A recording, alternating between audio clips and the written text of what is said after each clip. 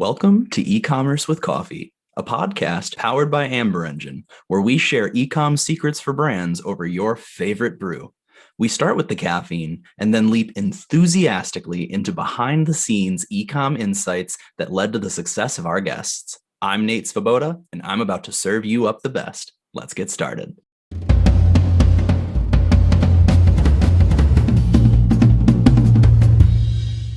Welcome to today's episode of E-commerce with Coffee. Today I have the pleasure of speaking to Destiny Wishon. She is the CEO and co-founder of Better AMS, which is an Amazon advertising agency. Now, Destiny puts out a lot of content on LinkedIn and other social platforms, and she really has made it her mission to help brands succeed online.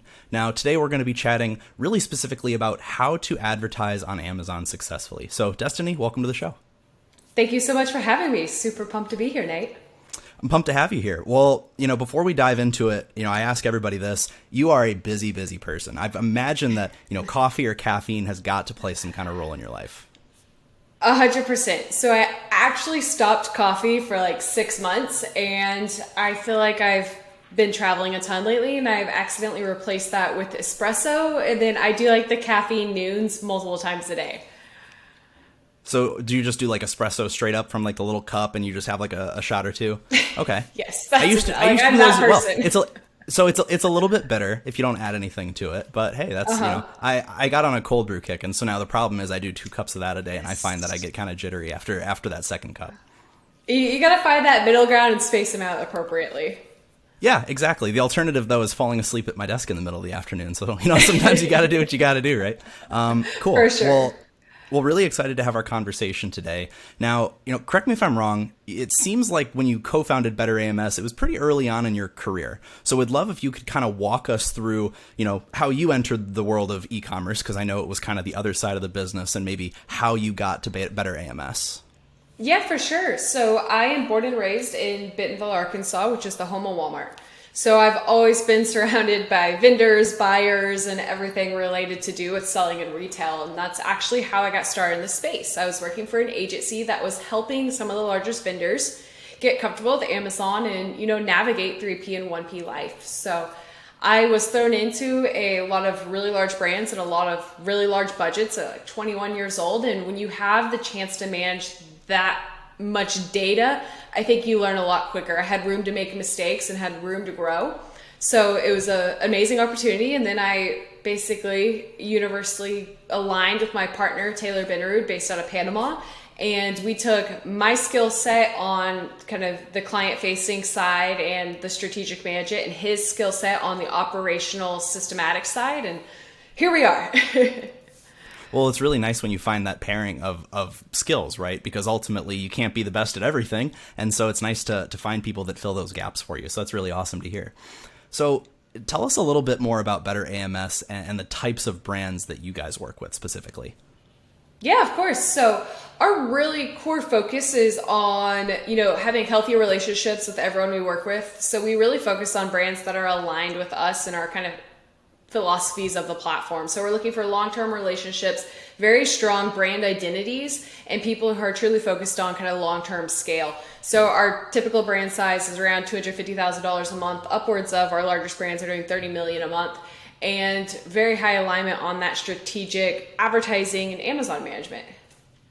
Well, so what are some of, and I mean, obviously this will vary, right? Because I'm sure that the problems of the $30 million accounts are much different than the $200,000. But what are some of the biggest problems that brands will come to you with initially when they, want to take Better AMS up on your services? Yeah, I'm going to go really macro here and say anyone navigating e-commerce right now does not have enough hours in the day to fully capitalize on all the opportunities available for them. So just a traditional Amazon seller, you have to have SEO knowledge for content listing optimization. You have to have creative knowledge for A+ content, for building out your store page. You have to have back-end supply chain knowledge, forecasting, inventory. Then you combine social, influencers, Amazon advertising, Facebook marketing, Google ads, like all these things you can't keep up. So typically what we see is people who are doing everything pretty well, but not going really deep on some of the things that matter. And Amazon PPC has become such a more important factor in a brand's success. So when we see brands they're usually doing things well, but they don't have enough time to fully manage Amazon advertising like what's possible. No, absolutely. And I spoke to Shannon Roddy recently, and something he said that stood out to me is, and I know you and he know each other, you have to do 128 things consistently, and you have to do them right. And so to your point, there's only so many hours in a day. You need to be able to prioritize. So, advertising on Amazon's obviously huge, but you have to make sure that your product pages are up to a certain level or degree of completeness before you even start driving traffic there. But if we think about advertising specifically, because that's what we're here to talk about today, how do Amazon ads compare fundamentally to traditional retail ads, right? Like what we're used to from the past. Yeah, and even still today. Two big things there. One of them is piggybacking off of the point you just made. On Amazon, it doesn't matter what form of traffic you're driving. If you don't have a converting listing, your ads don't really influence conversion that much. A sponsored product ad looks just like an organic listing. I can't make an amazing creative. Like on Facebook, you see these crazy videos that make you want to buy a product. Sponsored product ads don't do that. So if your listing does not make someone want to buy a product, your sponsored products are not going to run well. So one of the first things is, make sure you have an amazing listing. And then the second thing is utilizing all of the possible ad types. Everything has been rolled out and ever changing in the last 3 years, but we now have opportunities to run copy with our headline search ads, add a lifestyle image with sponsored display ads. So I think that's a big factor, is just managing the full scope of Amazon ads. And so I guess my next question then, so we know about sponsored ads, right? There's multiple levels of ads before you even get to the organic ones on Amazon. So how should a brand be thinking about sponsored ads in their, overall advertising strategy? Can you walk us through, for people who maybe aren't as familiar? Yep. So if you're not too familiar with ads, the number one thing I recommend to do is to take your number one keyword, type it into Amazon. The first thing you're going to see is a sponsored brand headline at the top of the page. The next thing you're going to see is 4 sponsored product ads. So at the end of the day, if you know nothing else about ads, know that the beauty of Amazon advertising is you are able to place an ad directly where a customer is searching. All we're choosing is keyword targeting and product targeting at the end of the day. So if someone types in green pin and I'm selling a green pin, I have the ability to target that keyword specifically and influence the placement I want to win on the page. So at the end of the day, Amazon advertising can be broken down in a very simple way. And the beauty of it is your customers are searching to buy. It's not like Google, it's not like Facebook, where you're having to run more of a disruptive marketing, or maybe someone's typing in something into Google because they want to know how to use something. Amazon ads are some of the highest purchase intent ads you have in all of media. Well, right, because when someone goes to Amazon and searches for, a water bottle or, anything else, they're doing that because they want to buy it, right? It's not like Google where they could just be searching for some random thing, right? So, I feel like I've heard you make that point. I've heard a number of people make that point. And so 66% of consumer searches start on the Amazon search bar. And I would imagine that a high percentage of those people want to buy right then and there, or at least are interested in doing so.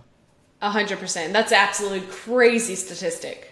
Oh yeah, and I think like people know it, right, but they don't really understand the gravity of the statement. So 100%. You talked a minute ago about we've been talking about the sponsored ads, and then I know I've seen recently more videos in feed, right, when you're scrolling through. Talk to us a little bit about that. Is that a must? Is that a new thing? Or maybe not as new as you think. Talk to us a little bit about that, because I know you stay up to date on all the changes that come daily and weekly. So the video ads that are being ran within Amazon are really, really cool because, one, they're a pay-per-click model, and I'll get into that in a little bit. And two, it's just a sponsored brand campaign. A lot of people see some of the ads on Amazon and think they're untouchable or they need to be ran through Amazon. But at the end of the day, if you go into your advertising console, create a campaign, go to sponsored brands, you can see where you can upload a video. It is heavily regulated what type of video you can run. But you upload the video and then you just choose what keywords you want your video to show up for. So again, it's a super easy ad type to be ran. Why I love it so much is because it is pay per click. So anyone who's used to running over the top or any form of video ads elsewhere are used to getting charged every single time a customer views that video, right? So you want something eye-catching, but you also want to convert. On Amazon, the sponsored brand ads are pay per click, which means you can have a video, someone can watch it, and you only get charged if they click on it. And if someone's taken the time to watch your commercial and click on it on Amazon, they're heavily, heavily invested. So that means you can go very aggressive with your targeting, knowing you're only getting charged when there is high level of interest. Well, I love that. And I mean, I can think of a number of times I've seen the videos you're talking about where it just, I don't even know how to put it into words, but it makes me want to buy that product because I can see it in my own life how I would use it. Are there specific types of videos that work best here, or like do brands have to create those specifically for that use or that purpose? So there's a few things that complicate the video ads. For one, they primarily drive to a single ASIN. So you don't have the ability to control whether or not it drives to your store page or not. So what we recommend is creating videos just advertising your one unique product, bidding on keywords for that one unique product, and then knowing when someone clicks on your video ad, it's driving to that one unique product. So I think that's been a complex thing for some brands to navigate if they have videos for their full brand line. Another aspect would be, we've seen very simple videos almost do better than over the top, amazing commercial grade videography, because customers are tired of seeing that. They see it on TV, they see it whenever they're watching anything on Amazon video. So what they want is something super native to the platform. So anything that's really basic, we've actually seen have a higher click-through rate. And I mean, I'm putting you on the spot here for sure, but are there any particular examples of, maybe ads you've seen recently? And even if they're, clients of yours or not, just any that stand out? There is one, but I don't know how to explain it. I would love to drop a link for this podcast, but it is, the brand is I and Love You, and it is a cat food brand. They also have amazing dog food videos. And what happens is you click on their product, you scroll to the middle of search, and you're seeing their cat food and their cat treats, and it's just the listing. So you think it's like a static image, and then a cat comes onto the screen and starts playing with a ball right in front of their bag. And it's like the most amazing, simple, it's eye-catching, and I'll send you a link. It's the coolest thing. Yeah, no, I just wrote that down so I don't forget it. We'll make sure we put it in the show notes because I would love that. Well, definitely. So, to truly be competitive in Amazon ads, right, is ad creative something that every brand should do in-house up to a point or at a certain point? Is there an income or the size of a team before it should be handled internally? I mean, how does a brand go about making that determination? Are you referring to specifically advertising management as a whole, or like the creative assets of Amazon advertising? I mean, I guess I'm thinking more so about like the creative development of the advertising. But I mean, even because obviously there's a strategy you have to build out, right? Because you have to have a calendar for posting. You have to know what's going to go where. So, I mean, I guess I'll kind of open that up, and I'd love to hear your thoughts. Yeah, so I don't think Amazon advertising has that high of a barrier to entry. So I almost always recommend, if you're starting out, to get comfortable, watch some YouTube videos, some very good content, and learn the basics of Amazon advertising. If you run ads on Facebook or Instagram, you do need to have that creative eye. Like, it needs to be aesthetically pleasing. You need to make sure it is native to the platform. On Amazon ads, 70% of the advertising inventory requires zero creative control. You just need to know math. You need to know what keywords to bid on and how much to bid on them. So due to that, I would recommend almost anyone learn it enough to slightly manage. And then when they get to the point where their time doesn't scale, that's when you start to outsource. Or if they're spending enough money that they're missing out on some of the other ad types, that's when you outsource. No, that makes sense. I mean, at the end of the day, like we talked about at the very beginning, there's only so many hours in a day. Make sure you're devoting it to the things that you are meant to do and that you're good at. Exactly. So if we think about, the recent past and the near future, right, in the context of the pandemic, or even, not necessarily the pandemic, we've seen ad costs like on Facebook, for example, go up increasingly in recent years.